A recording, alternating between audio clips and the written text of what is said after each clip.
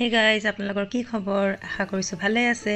আজি আপোনালোকৰ আগত মই আমাৰ মৰ্নিং টাইমত যেটো বডি স্টিফনেছ থাকে তাৰ সেই স্টিফনেছখিনি দূৰ কৰিবৰ কাৰণে কিছুমান সৰু সৰু সূক্ষ্ম যোগা আপোনালোকৰ আগত দেখাব খুজিছো। প্ৰথমটো হৈছে নেক ৰোটেশন। প্ৰথমতে ক্লকৱাইজ আমি এনেকৈ ৰাইট টু লেফট, ক্লকৱাইজ আৰু anti clockwise left to right এনেকৈ আমি নেকটো আমি ৰোটেট কৰিম ফাৰ্স্ট টাইম। তাৰ পিছত ইনহেল কৰি প্ৰথম right turn then left turn কৰিম। তাৰ পিছত আমাৰ শোল্ডাৰখিনি যেটো স্টিফনেছ আছে হেতু দূৰ কৰিবৰ কাৰণে ইনহেল কৰি আপ ডাউন বেকত যাম ফ্ৰণ্টত যাম বেকত যাম ফ্ৰণ্টত যাম এনেকৈ কৰিলে আমাৰ শোল্ডাৰৰ যেটো স্টিফনেছ থাকে হেতু লাহে লাহে কমি আহিব ধৰে।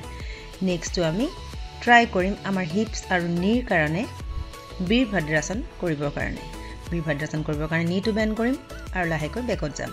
ইয়াৰ পিছত আমি ফৰহেডটো নি টানি টাচ কৰিম। ইয়াৰ পিছত আমি ডগ ষ্ট্ৰেচত যাম। ডগ ষ্ট্ৰেচত যাই এগেইন ইনহেল কৰি বেকত যাম, হেডটো আনি ফ্ৰণ্টত লগাব ট্ৰাই কৰিম। এগেইন আমি ডগ ষ্ট্ৰেচ কৰিম। এতিয়া লাহেকৈ ডগ ষ্ট্ৰেচৰ পৰা আমি কাউকেট পজত যাম।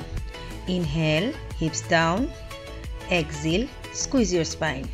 তাৰ পিছত কাউকেট পজৰ পৰা আমি লাহেকৈ আমি এখন ভৰি আৰু এখন হাত উঠাব ট্ৰাই কৰিম। বেলেন্স কৰিম আমাৰ বডিটো।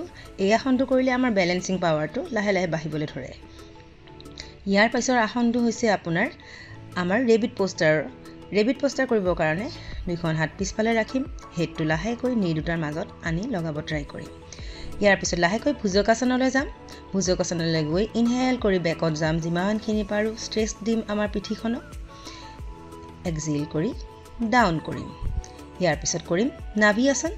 নাভি আসন কৰিবৰ কাৰণে দুইখন হাত ইন্টাৰলক কৰিম, চেষ্টটো ইনহেল কৰি আপ কৰিম, এক্সহেল কৰি ডাউন কৰিম।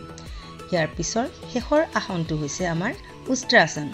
উষ্ট্ৰাসন আমি ইনহেল কৰিম, বেকত যাম, হেডটো ডাউন ৰাখিম। এতিয়া লাহে লাহে উষ্ট্ৰাসনৰ পৰা লাহে লাহে আমি আকৌ আগৰ পজিশ্যনলৈ আহিম।